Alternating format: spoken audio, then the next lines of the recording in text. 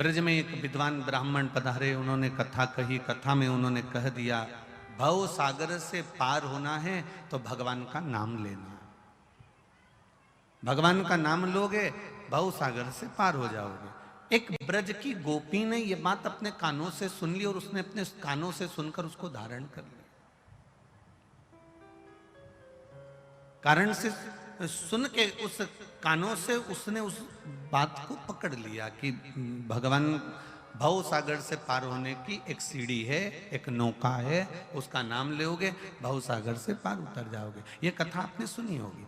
और ब्रज की वो गोपी कथा सुनने के बाद छाछ बेचने, दही बेचने, माखन बेचने जब मथुरा जा रही थी वृंदावन से, तो नाव में बैठने की जगह उसके मन में भाव आया कि महाराज जी कह रहे थे कि नाम लोगे और भव सागर से पार उतर जाओगे। भव सागर तो इतना गहरा है, उसमें नाम से पार उतर सकते हैं, तो यमुना तो इतनी गहरी है नहीं, क्यों ना मैं भगवान का नाम लेकर यमुना से पार उतर जाऊं। नाव का पैसा बच जाएगा, 5 रुपए देना नहीं पड़ेगा, 2 आने देना नहीं पड़ेगा। उसने यमुना जी को नमन करा, प्रणाम करा, भगवान का नाम लिया, नाम लेकर यमुना जी में पांव रखा, पांव रखकर पैदल पैदल चलकर यमुना जी से पार उतर गई। यमुना जी से पार उतरी, रोज आना जाना ऐसा चलता रहा। उसके 5 रुपए रोज के बचने लगे। महाराज जी जब अपने गांव मथुरा वापिस जाने लगे प्रवचन करके, तो वो गोपी साथ साथ चल दी, मैं भी मथुरा जा रही हूँ, चलो। महाराज जी भी चल दिए। महाराज जी ने नाव बुलाई, गोपी ने कह दिया नहीं नहीं नाव मत बुलाओ, आप ही ने तो कहा था कि भव सागर से पार उतरना है तो भगवान का नाम लेना है। अब मैं नाव में पैसा नहीं लगाती, मैं भगवान का नाम लेकर यमुना जी में पैदल चली जाती हूँ, पार उतर जाती हूँ। संत ने कहा, गुरु ने कहा, ब्राह्मण ने कहा, ये हो नहीं सकता, ऐसा होता है क्या?